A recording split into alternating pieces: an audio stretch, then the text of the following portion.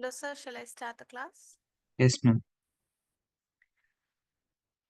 Hello, बच्चों. Good afternoon. Welcome back to today's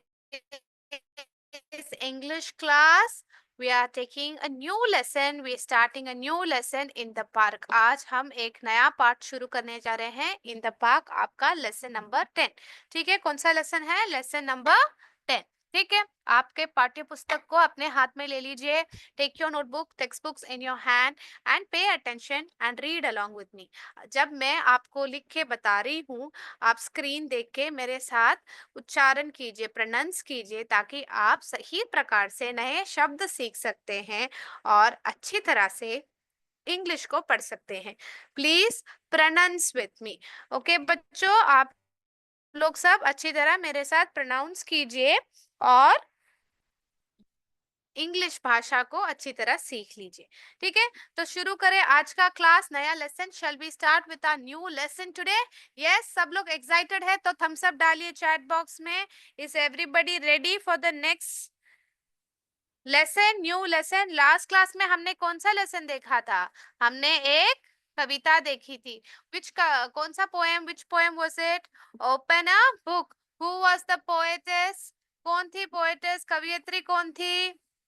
very good, जेन बास्कविल. तो हमने पिछले क्लास में पूरी तरह ओपन अ बुक, कविता और उसके जो प्रश्न के उत्तर और उसका जो वर्ड पावर है पूरी तरह हल हमने कर दिया था. अभी नया लेसन नंबर 10 शुरू कर रहे हैं. तो शुरू करें आज का लेसन. यस, ठीक है. तो once Alok with his friends. Who is it? Alok. Alok क्या कर रहा है? अपने दोस्त के साथ क्या करना है? आलोक with his friends. What did he do? आलोक ने क्या किया? Very good. Alok with his friends.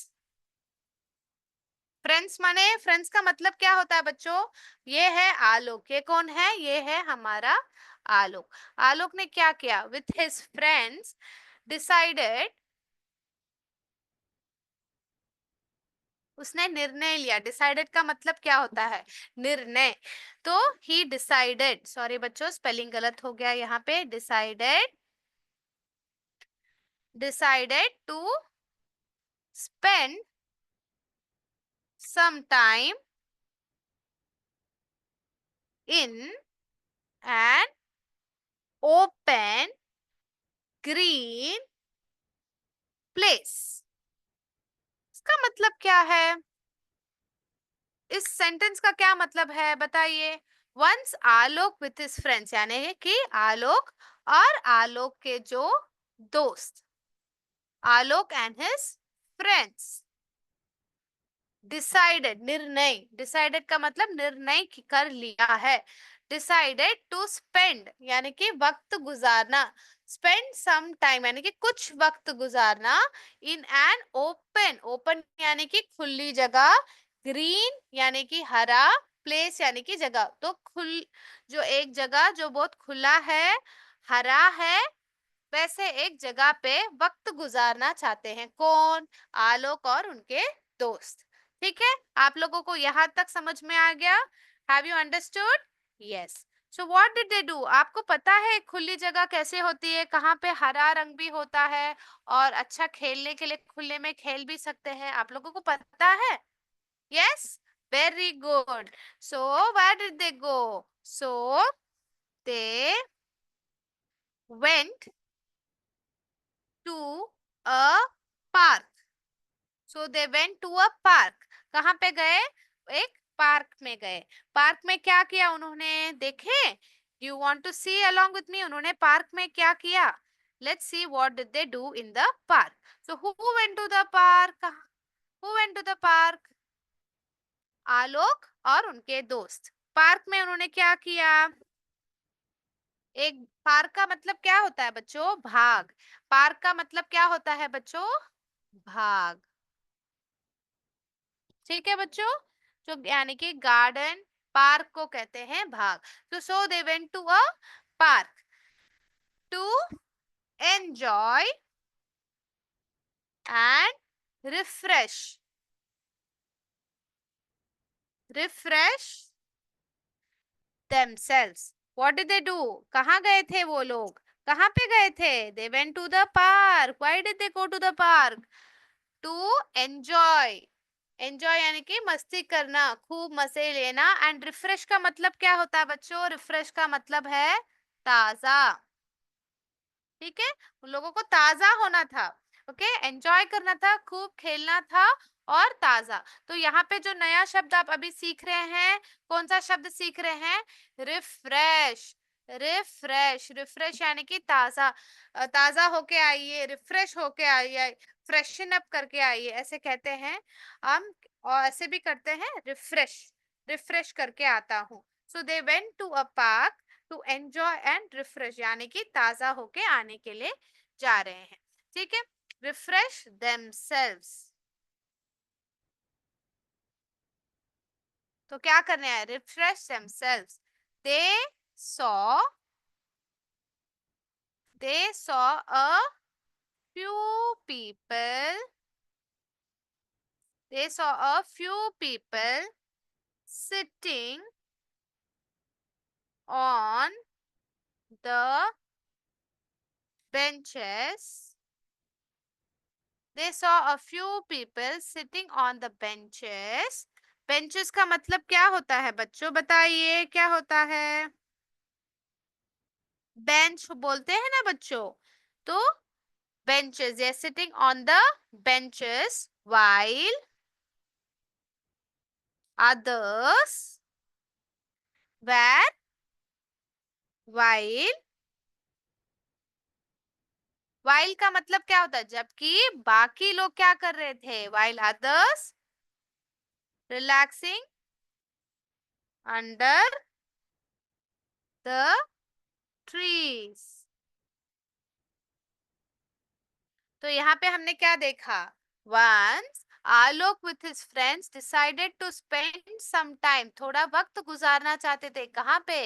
एक खुली ओपन ग्रीन प्लेस, यानी कि खुली, जो एक हरा भरा, जो जहाँ पे ग्रीन का मतलब क्या होता है? ग्रीन का यहाँ पे ये मतलब नहीं है कि सिर्फ जो रंग हरा रंग का हो, ये मतलब नहीं होता है। यहाँ पे भी ग्रीन प्लेस का मतलब ये होता है कि बच्चों, जहाँ पे ज्यादा पेड़ पौधे हो, उसको हरा रंग का बोलते ना।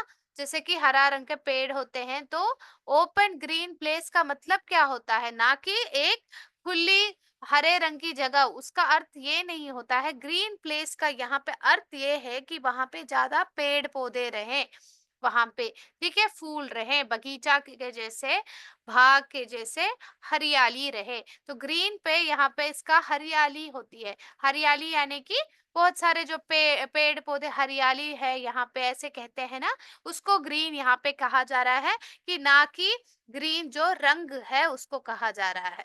आप लोगों को समझ में आया? बच्चों ने एक पूछा, मैम हरी जंग रंग तो पार्क जाने की जरूरत नहीं है। सही से पूछा है बच्चों, यहाँ पे ग्रीन का मतलब हरियाली है। ठीक है, तो यहाँ पे सिर्फ हरा रंग नहीं है, हरियाली। तो यहाँ पे क्या है बच्चों? ओपन ग्रीन प्लेस का मतलब है खुला जगह, जहाँ पे आसमान भी दिख रहा हो और बहुत सारे पेड़ पौधे भी हो। वहां पे कहाँ मिलता है ऐसा जगह? जहाँ पे हमारा पार्क होता है, जहाँ पे बगीचा या बाग होता है। So they went to a park to enjoy. क्या करने गए थे वहां पे? खूब मस्ती करने के लिए और ताजा होने के लिए। And refresh themselves. They saw a few people. Few का मतलब क्या होता है यहाँ पे? फ्यू का मतलब है कुछ लोग, थोड़े लोग को देखा। Few people sitting on the benches. Few people sitting on, जब हम किसी चीज के ऊपर बैठते हैं तब हम क्या कहते हैं? ऑन का उपयोग करते हैं। सिटिंग माने वह उस वक्त बैठ रहे हैं, तो उसका मतलब क्या होता है? सिटिंग ऑन का मतलब क्या है? वहां पे वो बैठ रहे हैं अभी। ठीक है, पर बैठे हैं वहां पे। ऑन द बेंचेस, बेंचेस यानी कि ऐसे बेंच, लकड़ी का बेंच रहता है ना बच्चों पार्क में, वहां पे लोग बैठे हैं। While others relaxing, while others were relaxing better आएगा बच्चों यहाँ पे। They saw a few people sitting on the benches while others relaxing under the trees. It's okay. While others relaxing under the tree. Relaxing का मतलब क्या होता है? आराम करना। Relaxing under, under यानी कि पेड़ के नीचे, पेड़ के नीचे। तो ये दोनों चीज उन्होंने वहां पे देखा। और क्या क्या देखा और क्या क्या किया हम देखें आगे। यहाँ तक आप लोगों को समझ में आ गया। ये जो है आप आपके नोटबुक में लिख दीजिए, रिफ्रेश। रिफ्रेश यानी कि ताजा। फ्यू का मतलब है कुछ या थोड़े लोग, और रिलैक्सिंग का मतलब है थोड़ा आराम करके, आराम से बैठना, रिलैक्सिंग कहते हैं। और ग्रीन का मतलब सिर्फ हरा नहीं है, यहाँ पे ग्रीन प्लेस का मतलब है जहाँ पे हरियाली हो, हरियाली भरी जगह पे वो जाना चाहते हैं। डिसाइडेड का भी मैंने आपको अर्थ समझा दिया है। तो यहाँ पे साथ ही साथ में आपको जो कठिन शब्द है, वोकैबुलरी जो आपका बिल्ड कर सकते हैं, वैसे आपको सिखा रही हूँ, तो ध्यान से। डिसाइडेड का मतलब है उन्होंने निर्णय कर लिया बच्चों। ठीक है, अभी आगे बढ़ते हैं और अगला चीज पढ़ते हैं। तो यहाँ पे उन्होंने ट्रीज तक के नीचे लोगों को, पेड़ के नीचे लोगों को बैठते हुए देखा, आराम करते हुए देखा। अभी और क्या क्या देखा हम देखते हैं, आलोक और उनके दोस्तों ने और क्या क्या देखा हम देखते हैं और समझते हैं। अगला जो उन्होंने देखा था, some elder people, some elderly people, यानी कि बुजुर्ग लोग। एल्डरली का मतलब है जो बुजुर्ग लोग होते हैं ना बच्चों। some elderly people were sitting in a circle. They were sitting in a circle and doing yoga. Circle का मतलब है एक वृत्त के जैसे बैठ के यहाँ पे योगा कर रहे थे। योगा करना बहुत अच्छी बात होती है बच्चों, सेहत अच्छा रहता है। Your health will be good if you do yoga. आप लोगों को पता है योगा का दिन हम कब मनाते हैं? When do we celebrate international yoga day? कब हम योगा का दिन मनाते हैं, आप लोगों को पता है? 21 जून को हम योगा डे बनाते हैं। क्या बनाते हैं बच्चों? इंटरनेशनल योगा डे बनाते हैं बच्चों। क्या बनाते हैं? International yoga day. ठीक है, तो आप लोग ये भी समझ लेंगे। इस योगा के बारे में पढ़ रहे हैं तो ये भी हम देख लेते हैं। इंटरनेशनल डे ऑफ योगा कब आता है? 21 जून। हर साल के 21 जून को आता है। 21 जून, 21 जून आप ऐसे लिखेंगे। 21 जून इज इंटरनेशनल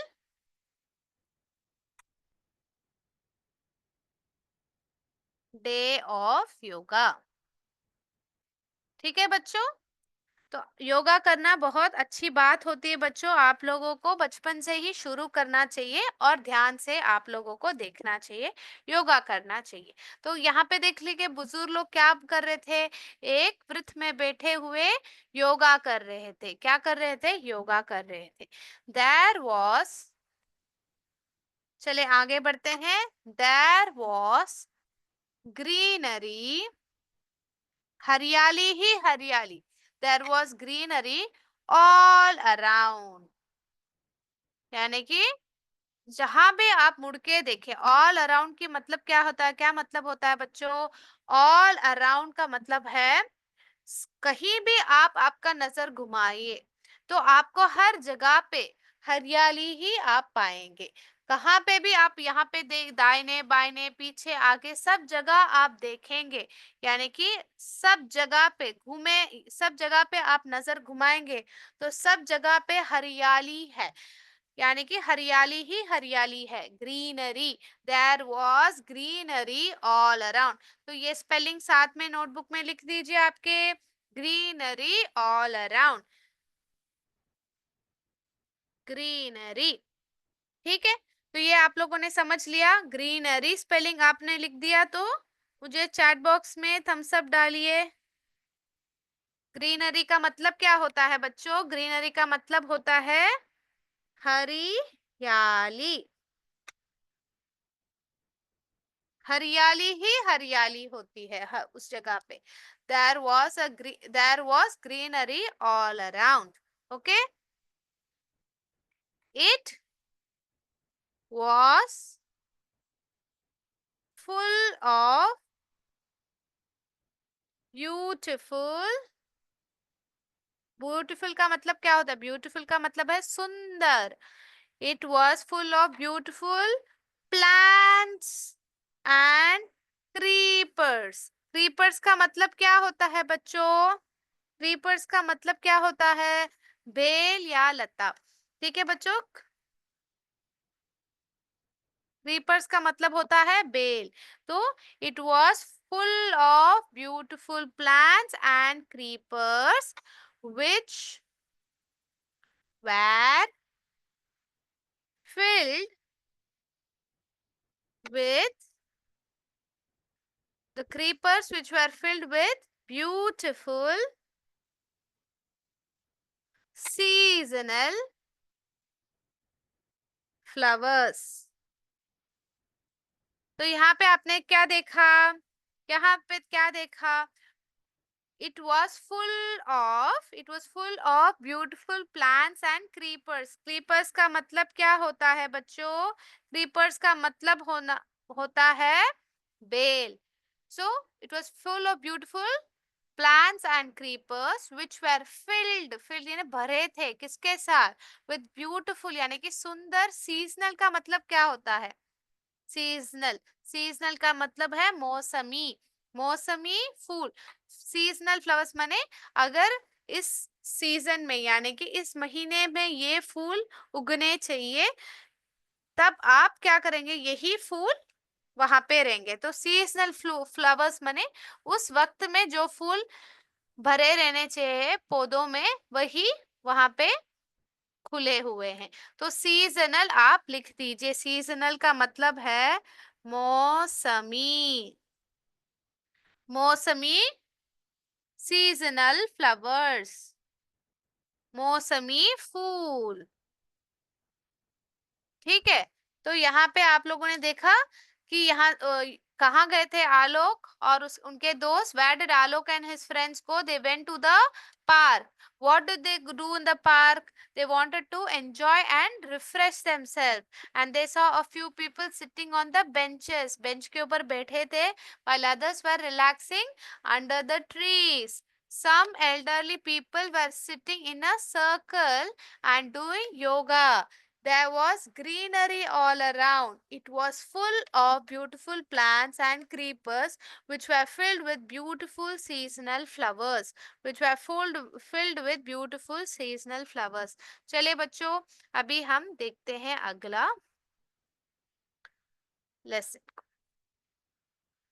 अगला चीज उन्होंने क्या किया हम देखें.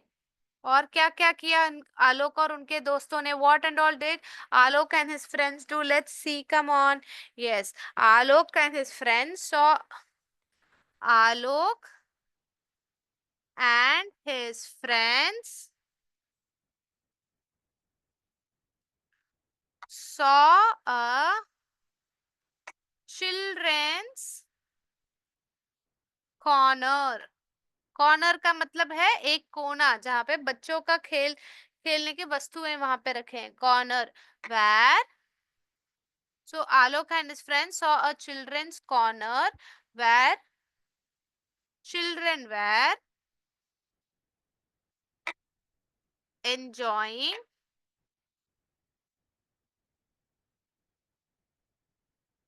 children were what were they doing? Children were enjoying यानी खूब मस्ती कर रहे थे their rides. राइड्स का मतलब है मनोरंजन. पार्क में झूले जैसे होते हैं ना, झूले. फिर आपको स्लाइड होता है, वैसे फिसलने वाला झूला. स्लाइड जो होता है, स्विंग जो होता है, वैसे मनोरंजन पार्क में जो झूले होते हैं उसको राइड्स कहते हैं. तो राइड्स कहते हैं इनको. Children were enjoying their rides. What were they doing? तो यहाँ पे एक बच्चों ने डाउट पूछा है, बहुत सही से पूछा है कि मैडम यहाँ पे वेर का स्पेलिंग ये है, यहाँ पे वेर का स्पेलिंग ये है. बहुत अच्छा क्वेश्चन है बच्चों. WHERE है यहाँ पे, WERE है. तो वेर का मतलब क्या है यहाँ पे? WHER का मतलब क्या होता है? ये where का मतलब कहा, यानी कि children's corner where children mean वहां बच्चे क्या कर रहे थे, वेर एंजॉइंग, वो क्या कर रहे थे, वहां पे मजे कर रहे थे, तो वेर एंजॉइंग।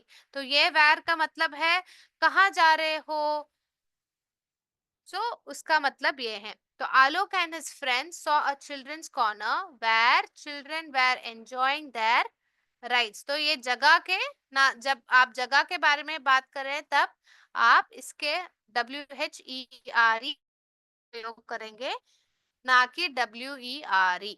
ठीक है, और एक वेर है, आ- आप लोग को पता है वेर, तो इसका पता ये है, ये दो मतलब है इसके, इसका दो मतलब है बच्चों। एक है घिसाव, यानी कि वेर एंड टेर, इसका एक मतलब है वेर एंड टेर का मतलब ये है।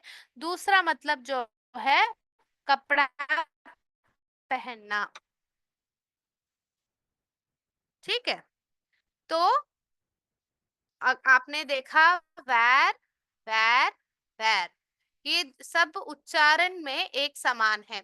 तो ये जब उच्चारण आप कर रहे हैं, इनका जब उच्चारण प्रोनाउंसिएशन आप कर रहे हैं, तब क्या हो रहा है, उनका जो ध्वनि है, साउंड है, एक समान है। The sound of the words are very similar.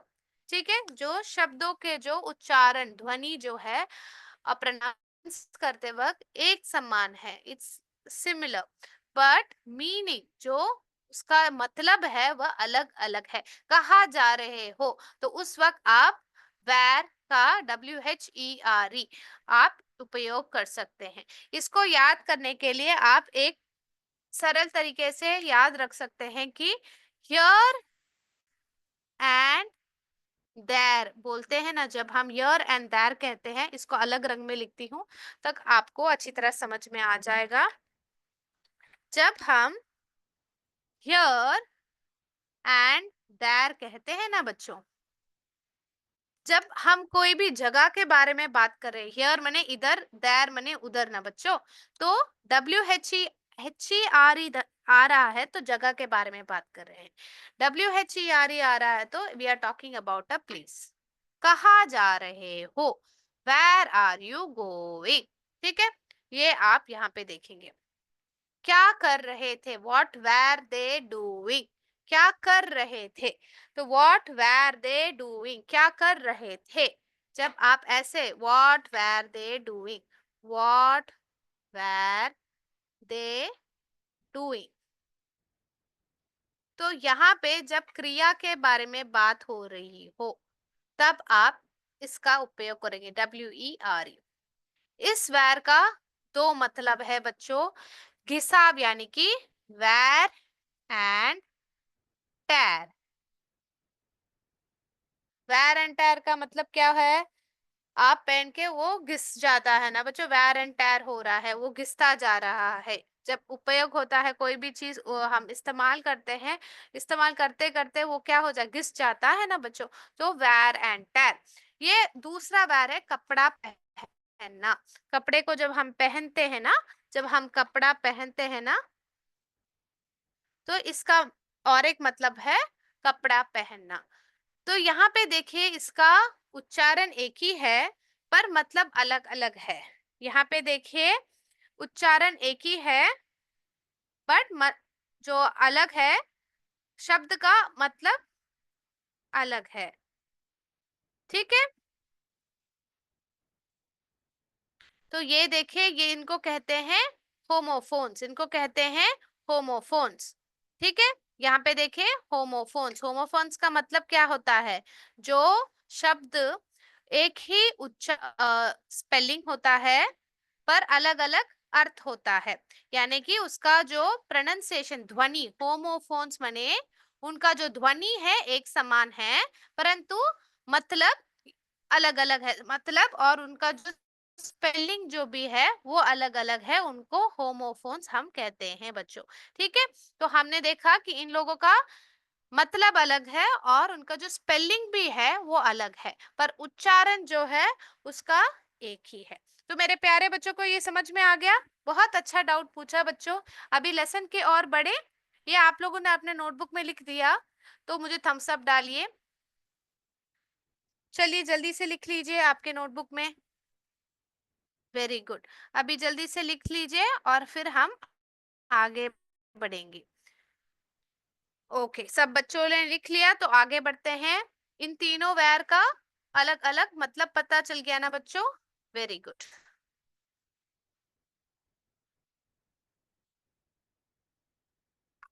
तो आगे बढ़ते हुए हम कहाँ थे? आलोक and his friends saw a children's corner where children were enjoying their rides.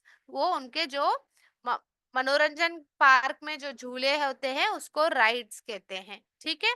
They also join them, उन वो लोग भी उनसे जाके मिले और उनके साथ खेलने लगे। They also join them and they also joined them and slide down the slide.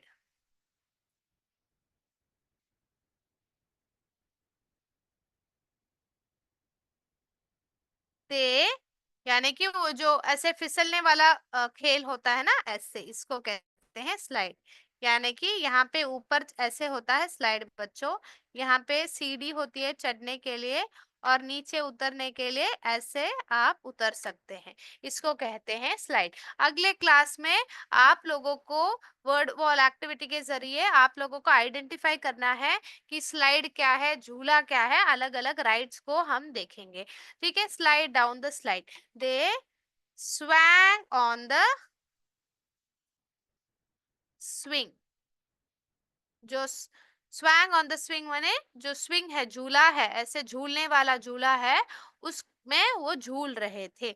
they went round